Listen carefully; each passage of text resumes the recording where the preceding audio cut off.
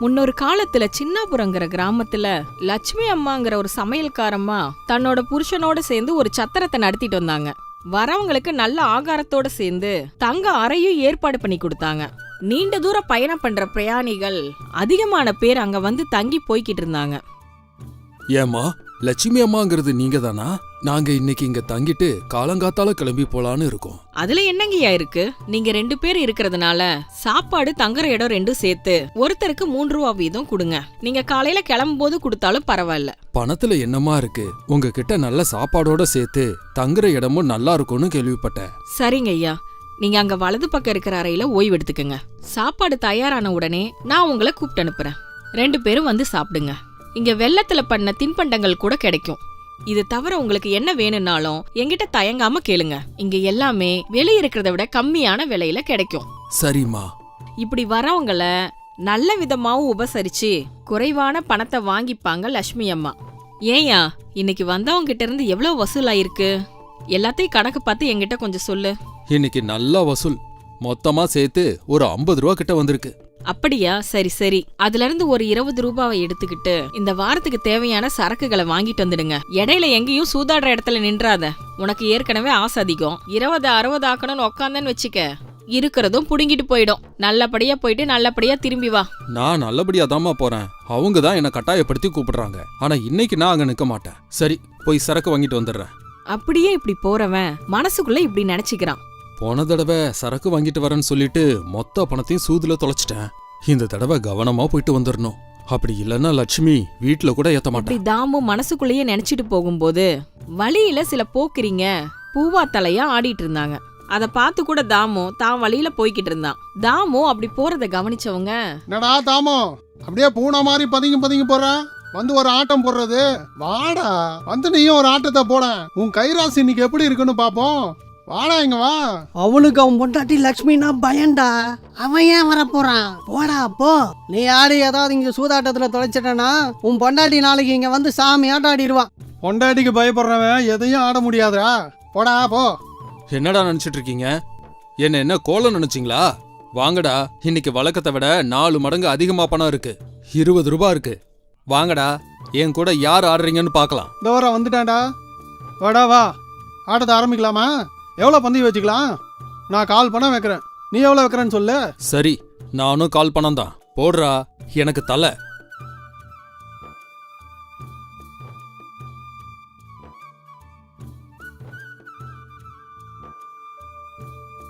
ஏய், தலை விழுந்துருக்கடா. தாமு ஜெயிச்சிட்டான். அவனுக்கு கால் பணத்தை கூட. இந்த தடவை நான் பந்தயம் வைக்க போறது 50 பைசா. யாராவது வைக்கிறீங்களா? சொல்லுங்க, என்னாச்சு? நான் வர்றதுக்கு முன்னாடி என்னென்னலாமோ பேசுனீங்க. இப்ப இங்க வந்ததுக்கு அப்புறம் யாருமே பேச மாட்டேன்றீங்க. என் மேல அவ்வளவு பயமா என்ன? சரி சரி இருறா, நானும் இப்போ 50 பைசா வைக்கிறேன். இந்த தடவை தலை எனக்கு.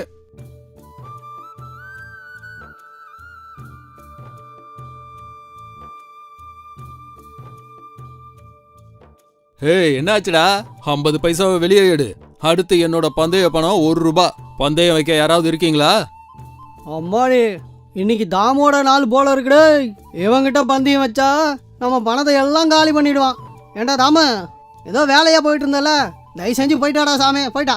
என்னடா பயமா இருக்கா? நீ சொன்ன மாதிரியே இன்னைக்கு என்னோட நாள் தான். ஏன் 1 ரூபா பந்தயம் கட்டுறதுக்கு இங்க யாருமே இல்லையா?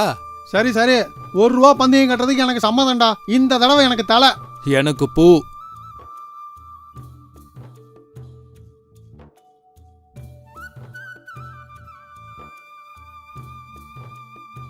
ஏய், பணத்தை இருறா. அப்படி கொஞ்ச நேரம் விளையாண்டதுக்கு அப்புறம் தாமு தாங்கிட்ட இருந்த பணத்தை எல்லாம் இழந்துட்டு வெறும் கையோட நின்னுட்டு இருந்தான். என்னடா தாமோ, மொத்தமும் முடிஞ்சு போச்சா? போடா, இன்னைக்கு போயிட்டு நாளைக்கு பணத்தை எடுத்துட்டு வா, விளையாடலாம். வருவேன்டா, திரும்பி வருவேன். அடுத்த தடவை உங்ககிட்ட இருக்கிற பணத்தெல்லாம் நான் எடுத்துட்டு போலனா என் பேரு தானு கிடையாதுடா. அப்படி தாமு தங்கிட்ட இருந்த எல்லாத்தையும் இழந்துட்டு அங்கிருந்து கிளம்பி வீட்டுக்கு திரும்ப வரான். என்னாச்சு? இவரு போய் ரொம்ப நேரம் ஆச்சு, இன்னும் ஆளை காணுமே. ஒருவேளை சண்டால மறுபடி சூதாட்ட போயிட்டாரோ? அப்படி மட்டும் இன்னைக்கு சூதாட்டம் ஆடி இருந்தாரு, இன்னைக்கு அவருக்கு என் கையால தான் பூஜை. அதோ வந்துட்டாரு போல இருக்கே. என்னாச்சியா, ஏன் இப்படி இருக்க? சரக்குல எங்க? ஏன் வெறும் கை வீசிட்டு வர? நான் கேக்குறதுக்கு இப்படி பதில் சொல்லாம திருன்னு இப்படி முழிச்சிட்டு இருந்தா எப்படி? சரக்கு என்னாச்சு? அது சரக்கு அது வந்து என்னாச்சுன்னா என்னையா ரொம்ப இழுக்கிற? மறுபடியும் அந்த ஊதாரிங்க கூட சேர்ந்து சூதாடினியா என்ன? உண்மை சொல்லு, நீ அங்க போனியா இல்லையா? நானா போல லட்சுமி. அந்த விளங்காதவனுங்க தான் என்ன உசுப்பேத்தி ஆட வச்சுட்டானுங்க. நான் ஆட மாட்டேன்னு எவ்வளவு சொல்லி அவங்க கேட்கல லட்சுமி. என்ன செய்ய சொல்ற? ஆடாம இருக்க முடியல. ஆடி ஏதாவது சம்பாதிச்சியா? உன் முகத்தை பார்த்தாலே நல்லா தெரியுது எல்லாத்தையும் தொலைச்சிட்டு வந்து நிக்கிறேன்னு. உனக்கு எத்தனை தடவை சொன்னாலும் மான ரோசம் கிடையாதா? உன்னை நம்பி பணத்தை கொடுத்தேன் பாரு. என்ன சொல்லணும், என் புத்தியை நான் தான் அடிச்சுக்கணும். என்ன பண்றது? உன்னை கட்டிக்கிட்டது என் தலையெழுத்து. எல்லாத்தையும் அனுபவிக்க வேண்டியிருக்கு. இனிமேல் நான் ஆட போகவே மாட்டேன் லட்சுமி. இந்த ஒரு தடவை என்ன விட்டுறேன்.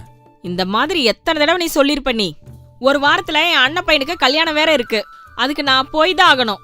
உன் கையில இந்த சத்திரத்தை ஒப்படைச்சிட்டு போலான்னு நினைச்சாலே எனக்கு ரொம்ப பயமா இருக்கு. நான் திரும்பி வரத்துக்குள்ள யாருக்காவது வித்தாலும் வித்துடுவ நீ. அப்படிலாம் ஒன்னும் ஆகாது. நீ தைரியமா போயிட்டு வா லட்சுமி. நான் கண்ணும் கருத்துமா பாத்துக்கிறேன். பாத்துப்ப நல்லா. எவ்வளவு நல்லா பாத்துப்பனே. இப்பதான் நான் பாக்குறேன்ல. நான் என்ன பண்ணுவேன் கடவுளே? இந்த மாதிரி ஒரு மனுஷனுக்கு என்னை கட்டி வச்சிட்டியே. அப்படி லட்சுமி அம்மா சொன்னதுக்கு அப்புறம் ஒரு வாரம் கழிஞ்சு போச்சு. இத பாரியா, இந்த ஒரு வாரமா நீ ஒழுங்கா இருக்கிறதுனால உன்கிட்ட இந்த சத்திரத்தை விட்டுட்டு போறேன். இதுக்கு லட்சுமி அம்மா சத்திரன்னு ஒரு நல்ல பேர் இருக்கு. அந்த பேருக்கு எந்த ஒரு குறையும் வராம நல்லபடியா பாத்துக்க. 10 நாள்ல திரும்பி வந்துடுவேன். கவனமா பாத்துக்க. கவலையே படாத லட்சுமி. நீ நிம்மதியா போயிட்டு வா. நான் பாத்துக்கிறேங்கிறல்ல. உங்க அண்ணனை கேட்டதா சொல்லு. அப்படி லட்சுமி அம்மா சொல்லிட்டு தான் அண்ணன் பையன் கல்யாணத்துக்கு போறாங்க. 2 பையனிங்க சத்திரத்துக்கு வராங்க. ஐயா, லட்சுமி அம்மா சத்திரம்னா இதுதானே? நாங்க நீண்ட தூரம் பிரயாணம் பண்ணி வரோம். நல்ல சாப்பாடோட சேர்த்து தங்குற இடத்தையும் ரெடி பண்ணுங்க. உங்களால முடியும் தானே? ஐயா, நாங்க இருக்கிறதே அதுக்கு தானே. உங்களுக்கு 10 நிமிஷத்துல சாப்பாடு பரிமாறுறேன். அதுக்குள்ள நீங்க வலது பக்கத்துல இருக்கிற அறையில ஓய்வு எடுத்துட்டு வாங்க. சாப்பாடு தயாரானதும் சொல்லி அனுப்புறேன். அப்படின்னா எவ்வளவு பணங்கிறதையும் சொல்லிடுங்க. என்னங்க எவ்வளவு? நீங்க 2 பேரு தங்குற இடம் சாப்பாடுலாம் சேர்த்து ஒருத்தருக்கு 4 ரூபான்னா 2 பேருக்கும் சேர்த்து 8 ரூபாய் ஆச்சு. நீங்க இங்க ஒரு தடவை சாப்பிட்டீங்க, மறுபடியும் எங்க கிட்ட தான் வருவீங்க. அது என்ன, ஒருத்தங்களுக்கு 3 ரூபாய் தானே கேள்விப்பட்டோம். நீங்க என்னடானா 4 ரூபான்னு சொல்றீங்க? இப்பெல்லாம் பொருளுங்க விலை ரொம்ப ஏறி போச்சுலாங்க. அதான் 1 ரூபாய் ஏத்திருக்கோம். நீங்க எங்க உபசரிப்பெல்லாம் பாத்தீங்கன்னா இதுவே குறைவுன்னு தான் நினைப்பீங்க. அப்படி உபசரிப்போம் நாங்க. அப்படி கொஞ்ச நேரம் கழிச்சு சாப்பாடு தயாரான உடனே அவங்கள அழைக்கிறான் தாமு. எப்படி இருந்ததுங்க நம்ம சாப்பாடு? தங்குன அறைலாம் நல்லா இருந்ததா? எங்களுக்கு ரொம்ப பிடிச்சிருந்ததுங்க. ஐயா, எங்க கிட்ட வழிச்செலவுக்கு கொஞ்சம் பணம் இருக்கு. அதை நீங்க கொஞ்சம் பத்திரமா வச்சுக்க முடியுமா? எங்களுக்கு இங்க யாரையும் தெரியாது. திருடங்க யாராவது வந்தாங்கன்னு வச்சுக்கோங்க. நீங்க ஏங்க அதுக்கு கவலைப்படுறீங்க? என்கிட்ட ஒப்படைச்சிட்டு நீங்க போய் நிம்மதியா தூங்குங்க. காலையில என்கிட்ட வாங்கிக்கோங்க. அப்படியே அந்த பிரயாணிகள் தாமு கிட்ட பணத்தை கொடுத்துட்டு தங்களோட அறைக்கு திரும்ப போயிடுறாங்க. அன்னைக்கு நடு ராத்திரியில வெளியில ஒரே கூக்குரலா கேக்குது. அந்த பிரயாணிகள் வெளிய வந்து என்னன்னு பார்த்தா 2 திருடனுங்க தாமுவை மிரட்டிட்டு இருக்காங்க. டேய், மரியாதையா உங்ககிட்ட இருக்கிற பணத்தை கொடுத்துரு, இல்லைன்னா மாவனை போய் சேர்ந்துருவேன் அப்படின்னு தாமுவை அடிக்க ஆரம்பிக்கிறாங்க. இவனுக்கு இதெல்லாம் பத்தாதுடா. இந்த கத்திய பத்தியாடா. மரியாதையா பணத்தை கொடுத்தா நீ பொழைச்சுப்ப, இல்லனா என் கையால உனக்கு சாவுதான். ஐயா, என்ன விட்டுருங்க ஐயா. சத்திரம் நடத்தி பொழைச்சிட்டு இருக்கோம். என்கிட்ட என்ன இருக்க போகுது? ஒண்ணும் இல்லைங்கய்யா. இன்னும் 4 போடு போட்டா எல்லாம் தானா வெளியே வரும். அடிக்காதீங்க ஐயா, அடிக்காதீங்க. என்ன அடிக்காதீங்க ஐயா. வேண்டாயா, வேண்டாம். எங்க தங்க வந்தவங்க என்கிட்ட கொடுத்த பணம் தான் இருக்கு. அவங்க என்ன நம்பி இந்த பணத்தை கொடுத்து வச்சிருக்காங்க. அதை உங்ககிட்ட கொடுக்கறது சரியில்லைங்கய்யா. ஏண்டா, யாரு பணமா இருந்தா எங்களுக்கு என்ன? முதல்ல அதை வெளியேறான். இல்ல என்ன பண்ணுவேன்னு எங்களுக்கே தெரியாது. அடிக்காதீங்க ஐயா, என்ன அடிக்காதீங்க. அந்த பணத்தை நான் உங்ககிட்டயே கொடுத்துறேன். அவங்க வந்து என்கிட்ட கேட்டா நான் என்னன்னு பதில் சொல்றது? இந்த பணத்தை எங்க கிட்ட கொடுத்துட்டு நீ உயிரை காப்பாத்திக்க. நீ என்ன பண்ணுவாங்கிறதுலாம் எங்களுக்கு தேவை கிடையாது. வேற வழியே இல்லாததுனால தாமு தன்னோட உயிரை காப்பாத்திக்கிறதுக்காக பிரயாணிங்க தாங்கிட்ட கொடுத்து வச்ச பணத்தை திருடன் கிட்ட கொடுத்துடுறான். இது எல்லாத்தையும் அந்த பிரயாணியும் அவரோட மனைவியும் அங்க இருந்து பாத்துட்டு இருக்காங்க. திருடனுங்க கிளம்பி போன கொஞ்ச நேரத்துல அவங்க 2 பேர் வெளியே வந்து, ஐயோ, அந்த திருடங்க உங்களை நல்லா அடிச்சிட்டாங்க போலயே. நல்ல வேலை, உங்க உயிருக்கு எதுவும் ஆபத்து வந்துடக்கூடாதுன்னு பயந்துகிட்டே இருந்தேன். என்ன எவ்வளவு அடிச்சாலும் எனக்கு எந்த கவலையும் இல்ல. என் கவலை எல்லாம் நீங்க கொடுத்து வச்சிருந்த பணத்தை அவங்க அடிச்சிட்டு போயிட்டாங்களேன்னு தான். உங்ககிட்ட என்ன பதில் சொல்றதுன்னே எனக்கு தெரியல. பணம் என்னங்க பெரிய பணம், போனா போகுது விடுங்க. நீங்க உயிரோட இருக்கீங்க, அதுவே எங்களுக்கு போதும். உங்ககிட்ட இருந்த பணத்தை நீங்க கொடுக்காம விட்டுருந்தீங்கன்னா அவங்க எங்க கிட்ட வந்து எங்க தங்க நகையெல்லாம் கொள்ளையடிச்சிட்டு போயிருப்பாங்க. இந்த சாப்பாடு சத்திரத்தை ஆரம்பிச்சதுல இருந்து இந்த மாதிரி நடந்ததே இல்லம்மா. இந்த திருடங்க எங்க இருந்து தான் வந்தாங்களோ? அப்படி வந்த பிரயாணிகள் அதுக்கு அடுத்த நாளே கிளம்பி போயிடுறாங்க. 2 நாட்கள் கழிச்சு நிறைய பணம் இருக்கிற ஒரு வியாபாரி அங்க தங்கறதுக்காக வராரு. ஏனுங்க, நான் வியாபாரத்துக்காக ராமாபுரம் போக வேண்டியது இருக்கு. ரொம்ப தொலைவுல இருந்து வரேன். ரொம்ப கலப்பு அடைஞ்சிட்டேன். இன்னைக்கு சாப்பாடும் தங்கறதுக்கும் இடம் ஏற்பாடு பண்ணி கொடுங்க. எவ்வளவு வேணும்னு சொல்லுங்க. ஒரு ஆளுக்கு 5 ரூபாய் வாங்குவோங்க. உங்களுக்கு சம்மதம்னா எதிர் அறையில தங்கிக்கோங்க. சாப்பாடு தாயாரானதும் வந்து சொல்றேன். அப்படியே அன்னைக்கு வந்த வியாபாரி சாப்பாட்டை முடிச்சிட்டு தன்னோட அறையில ஓய்வு எடுத்துட்டு இருக்கும்போது மறுபடியும் அந்த திருடங்க வராங்க. இந்த தடவை தாமுவை எதுவும் செய்யாம வியாபாரி தங்கியிருந்த அறைக்கு போய் கதவை தட்ட ஆரம்பிக்கிறாங்க. கதவு திறந்த வியாபாரிக்கு எதிரில திருடங்க தென்படுறாங்க. டேய், மரியாதையா உங்ககிட்ட இருக்கிற பணம், உன்னோட நகைங்க எல்லாத்தையும் எங்ககிட்ட கழட்டி கொடுத்துரு. ஒரு குத்துன உன் உயிரை ஆவியா போயிடும் பாத்துக்க. என்ன எதுவும் பண்ணிடாதீங்க, என்ன எதுவும் பண்ணிடாதீங்க. என்கிட்ட இருக்கிறது எல்லாத்தையும் கொடுத்துறேன். என்ன எதுவும் பண்ணிடாதீங்க. அப்படி அந்த வியாபாரி கிட்ட இருந்து தங்க நகையோட சேர்த்து பணத்தையும் கொள்ளையடிச்சிட்டு போயிடுறாங்க. அதுக்கு அடுத்த நாள் காலையில அந்த வியாபாரி ராமாபுரத்துக்கு கிளம்பி போறாரு. அப்ப வழியில, ஆமா, இப்ப நான் ராமாபுரம் போய் என்ன பண்ண போறேன்? என்கிட்ட இருந்த பணத்தை எல்லாம் திருடனுங்க திருடிட்டானுங்க. நான் அங்க போற சிரமத்தை தவிர லாபம் எதுவும் கிடையாது.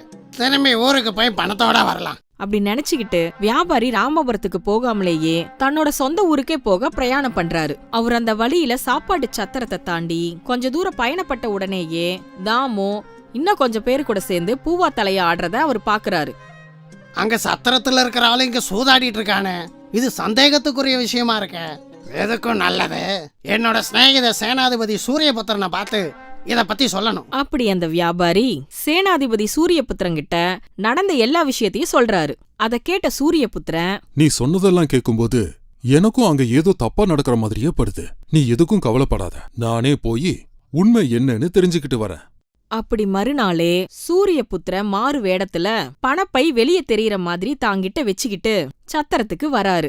சூரியபுத்திரங்கிட்ட தங்குற அறைய காமிக்கிறாரு தாமு. சூரியபுத்திரன் நினைச்ச மாதிரியே அன்னைக்கு ராத்திரி அந்த திருடனங்க அங்க வராங்க. அவங்க நேரா சூரியபுத்திர தங்கியிருக்கிற அறைக்கு போய் கதவை தட்டி சூரியபுத்திரனை வெளியே வர சொல்றாங்க. தட்டி வைக்கிறாரு சூரியபுத்திரன். ஏண்டா, சேனாதிபதியான என்கிட்டயே திருட பாக்குறீங்களாடா? யார்ரா நீங்கெல்லாம்? மரியாதையா சொல்லுங்க. உண்மைய சொன்னீங்கன்னா உங்களை இங்கேயே விட்டுருவேன். அப்படி இல்லன்னா காலம் புறா பாதாள சிறையில தான் கிடக்கணும். ஐயா ஐயா ஐயா, எங்களுக்கு எதுவும் தெரியாதுங்கய்யா. இதெல்லாம் அந்த தாமுவோட சதிதானுங்கய்யா. நாங்க எல்லாரும் ஒன்னா சேர்ந்து சூதாடுறவங்க. ஒரு நாள் நாங்க சூதாடிட்டு இருக்கும் போது அங்க தாமு வந்து, டேய், இந்த சூதாட்டத்துல என்னடா சம்பாதிக்க போறீங்க? உங்களுக்கு ஒரு உபாயம் சொல்றேன். அத மட்டும் நீங்க பண்ணீங்க, நமக்கெல்லாம் நிறைய பணம் கிடைக்கும். அப்புறம் அந்த பணத்தெல்லாம் நம்ம 3 பேரும் சமமா பகிர்ந்துக்கலாம். அப்படியா? என்னடா அது? என்னன்னு சொல்லு. அப்படி எப்படி நிறைய பணம் சம்பாதிக்க முடியும்? ஒண்ணு இல்லடா, என் லட்சுமி ஊருக்கு போயிட்டால, 10 நாளுக்கு வரமாட்டா. தினமும் என் சத்திரத்துக்கு நிறைய பிரயாணிங்க வந்து போயிட்டு இருக்காங்க. அவங்க எல்லாம் நிறைய பணம் வச்சிருக்கிறவங்க என் சத்திரத்துக்கு வந்த உடனே நான் உங்களுக்கு தகவல் சொல்றேன். நீங்க திருட வேஷம் போட்டுட்டு கொள்ளையடிச்சிட்டு போயிடுங்க. அவங்க போனதுக்கு அப்புறம் அந்த பணத்தை நம்ம பிரிச்சுக்கலாம். ஏண்டா, இதுல எதுவும் உள்குத்து இல்லையே. நீ வழக்கமா எங்க கிட்ட சூதாட்டத்துல தோக்கறதுனால எங்களை மாட்டி விட பாக்குறியா? உண்மையை சொல்றா. உங்களை மாட்டி விடுறதுல எனக்கு என்னடா ஆக போகுது? அது மட்டும் இல்லாம நாளையில இருந்து என்னால சூதாடவும் முடியாது. நான் சொல்றத கேளுங்க. நமக்கு வெறும் 10 நாள் தான் இருக்கு. என் லட்சுமி வந்துட்டான்னு வச்சுக்கோங்க, அதுக்கப்புறம் எதுவும் பண்ண முடியாது. என்ன சொல்றீங்க? நான் சொல்றத செய்றீங்களா இல்ல நான் வேற ஆளா பாக்கட்டுமா? அப்ப சரி, எப்ப வரணும்னு மட்டும் சொல்லு, நாங்க உடனே கிளம்பி வந்துடுறோம். இன்னைக்கு ராத்திரியே வாங்க. நிறைய பணம் வச்சிருக்கிற ஒரு ஜோடி வந்து தங்கியிருக்காங்க. அவங்க கிட்ட இருந்தே ஆரம்பிச்சிடலாம். அப்படி நடந்தது எல்லாத்தையும் அந்த திருடங்க சூரியபுத்திரங்கிட்ட சொல்றாங்க. ஏண்டா, சூதாட்டத்துக்கு அடிமையாகி நம்பி வந்து தங்குறவங்க கிட்ட கொள்ளையடிக்கிறீங்களா? இந்த லட்சுமி அம்மா சத்திரத்துக்கு நல்ல பேர் இருக்குடா. இப்படி எப்படி நடந்திருக்குன்னு யோசிச்சேன். லட்சுமி அம்மா இல்லாத நேரமா பார்த்து இவங்கள வச்சு இந்த திருட்டுத்தனத்தை பண்ணிருக்கியா? வா வா, இனி உன் வாழ்க்கை பூரா சிறைச்சாலையில கழிக்க வேண்டியதா. அப்படி 3 பேரையும் சூரியபுத்திர கட்டி அழைச்சிட்டு போகும்போது இதுக்குள்ள லட்சுமி அம்மா எதிரில வரா. நடந்த எல்லா விஷயத்தையும் சூரியபுத்திரன் மூலமா தெரிஞ்சுக்கிட்டு தாமு பண்ண வேலைக்காக ரொம்ப வருத்தப்படுறான். நான் பயந்துகிட்டே இருந்தேன். 10 நாள் இவர்கிட்ட சத்திரத்தை ஒப்படைச்சிட்டு போறமேன்னு. திரும்பி வரத்துக்குள்ள என் குடியே மூழ்கின மாதிரி பண்ணிட்டாரு. எத்தனை முறை சொல்லிருப்பேன் அந்த சூதாட்டத்தை ஆடாதன்னு. அது எவ்வளவு பெரிய தப்பு பண்றதுக்கும் தூண்டி விடுன்னு நான் சொன்னனா இல்லையா? இந்த 2 திருட்டு பசங்க கூட சேர்ந்துகிட்டு சத்திரத்துல சாப்பிட வரவங்க கிட்டே இந்த மாதிரி உன் வேலையை காமிச்சிட்டியே. இனிமேல் சிறைச்சாலைக்கு போனதுக்கு அப்புறம் இதெல்லாம் நினைச்சு திருந்துவா. வேற என்ன பண்றது? வாங்க வாங்க. ஐயா ஐயா, என்னோட ஒரு சின்ன விண்ணப்பம். நடந்த எல்லா நஷ்டத்துக்கும் நான் ஈடு கட்டிடுறேன் ஐயா. தயவு செய்து அவங்கள விட்டுருங்க ஐயா. இயல்புல இந்த மனுஷன் நல்ல மனுஷன்தான். இந்த சூதாடுற புத்தி தான் இவரை இப்படி ஆக்கிடுச்சு. தயவு பண்ணி இந்த ஒரு முறை மட்டும் என்ன நம்பி அவங்கள விட்டுருங்க ஐயா. பாத்தியாடா தாமு, நீ என்ன தப்பு பண்ணாலும் புருஷன் சிறைச்சாலைக்கு போறான்னு தெரிஞ்ச உடனே நடந்த நஷ்டத்துக்கு ஈடு கொடுக்க தயாராயிட்டா பாரு உன் பொண்டாட்டி. இனிமேலாவது இந்த சூதாட்டத்தெல்லாம் விட்டுட்டு புத்தி உள்ளவனா இருந்துக்க. நான் இந்த பகுதியை கவனிச்சுக்கிட்டே இருப்பேன். யாராவது சூதாடுறீங்கன்னு தெரிஞ்சது உடனடியா சிறைச்சாலையில போட்டுருவேன். ரொம்ப நன்றிங்க ஐயா. இனிமே இவங்க இந்த தப்பு பண்ற மாதிரி தெரிஞ்சா நானே நேரடியா வந்து சொல்றேன். உன் நல்ல மனச பத்தி சுத்தி உள்ள கிராமத்துல உள்ளவங்க சொல்லி கேள்விப்பட்டு நான் இப்ப இவங்கள விட்டுறேன். சரி, அந்த பிரயாணிகள் யாருன்னு தெரிஞ்சுக்கிட்டு அவங்க கிட்ட திருடு போன பணத்தை திருப்பி கொடுத்துருங்க. இப்ப நான் கிளம்புறேன். அப்படி தாமு அன்னையிலிருந்து கெட்ட எண்ணங்களையும் சூதாடுறதையும் விட்டுட்டு தீய நண்பர்கள்கிட்ட இருந்து விலகி லட்சுமி அம்மாவுக்கு துணையா இருக்க ஆரம்பிச்சான். இந்த கதை உங்களுக்கு பிடிச்சிருந்ததுன்னா லைக் பண்ணுங்க, சப்ஸ்கிரைப் பண்ணுங்க. மேலும் புதிய அப்டேட்ஸ்க்கு பக்கத்துல இருக்கிற பெல் சிம்பிளை அடிக்க மறந்துடாதீங்க.